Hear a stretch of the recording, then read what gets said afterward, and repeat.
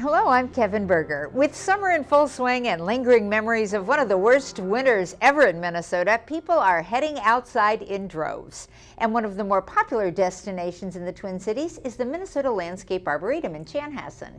Here to tell us about this summer's activities is Judy Homan, Marketing and Communications Manager for the Arboretum. Welcome to Newsmakers. Thank you.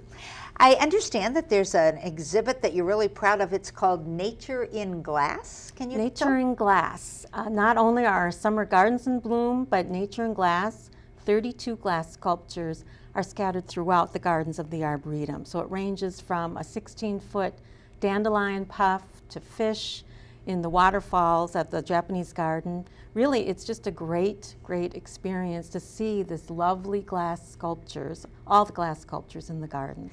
Now, a glass sculpture that's man-made. You also have an exhibit that's more made by Mother Nature, one that features butterflies.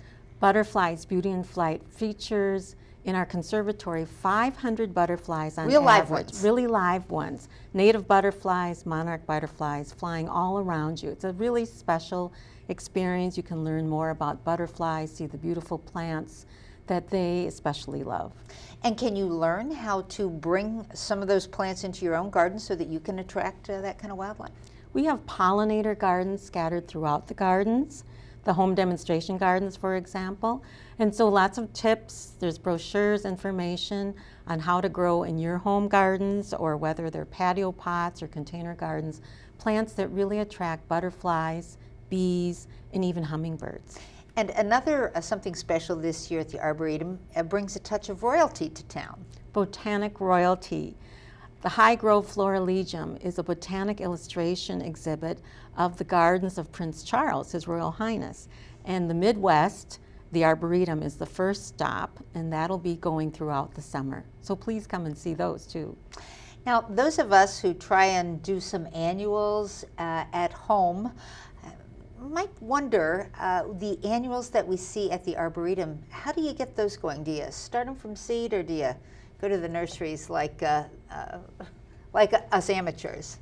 It's really a mix. We have greenhouses, so we grow many of our plants from seedlings, from seed, and then transplant them. And we have a theme each year. This year it's focused on color. So based on the garden designs of Gertrude Jekyll, people will see colors, annuals in every color of the spectrum. Fun to see. How did the plants at the Arboretum weather this really harsh winter? You know, the polar vortex did have an impact. Some of our evergreens suffered. And for people that have the same question, if you see the brown, you might want to trim those back, especially if there's green coming through.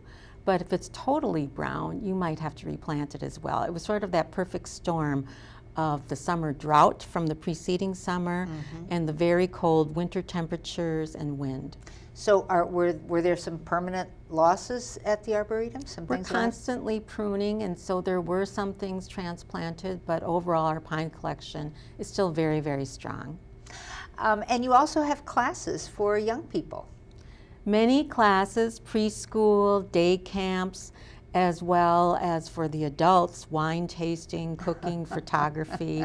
Lots of classes from preschool all the way up to wine 99. Tasting. Right. Thank you so much for telling us about what's going on at the Landscape Arboretum. And you know, it's important to see the beauty and to keep that connection to nature. We encourage people to come, whether they're garden lovers, love to explore nature, or just love being outdoors. If you'd like to learn more about the Minnesota Landscape Arboretum, here is their website, arboretum.umn.edu. That's it for this edition of Comcast Newsmakers. Thanks for watching.